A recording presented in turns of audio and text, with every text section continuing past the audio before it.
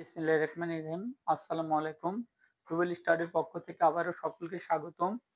আমি আজকে past indefinite টেন্সের প্রশ্নবোধক এবং নাবোধক গঠন প্রণালী সম্পর্কে আলোচনা করব। কিভাবে পাস্ট ইনডেফিনিট টেন্সের প্রশ্নবোধক এবং নাবোধক বাংলা বাক্যকে ইংলিশে রূপান্তরিত করব সেই বিষয় নিয়ে আলোচনা করব।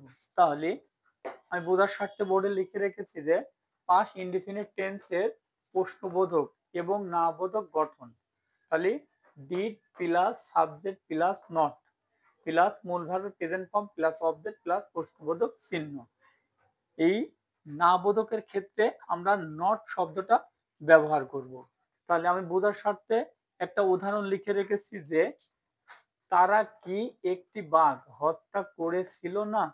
তাহলে এই গঠন অনুসারে আমাদেরকে ইংলিশে রূপ দিতে হবে। তাহলে গঠনের প্রথমে আছে কি ডিড, তাহলে আমরা লিখতে পারি ডিড।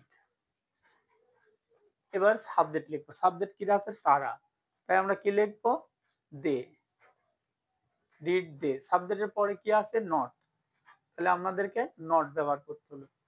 এবার মূল ভার্বের প্রেজেন্ট ফর্ম, তাহলে মূল ভার্ব বাঘ কাজ না, বাঘকে হত্যা করা কাজ, হত্যা করা কাজ, সেক্ষেত্রে কিল,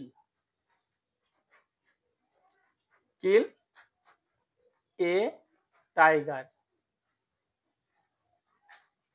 টাইগার। লাস্টে আমাদেরকে প্রশ্নবোধক চিহ্ন ব্যবহার করতে হবে। এইভাবে প্রেজেন্ট পাস্ট ইনডেফিনিট টেন্সের প্রশ্নবোধক এবং নাবোধক বাংলা বাক্যকে আমাদেরকে ইংলিশে রূপান্তরিত করতে হবে। ধন্যবাদ সকলকে। ভিডিওটা ভালো লাগলে একটা লাইক একটা কমেন্ট করবেন এবং সাবস্ক্রাইব করে পাশে থাকবেন। আসসালামু আলাইকুম।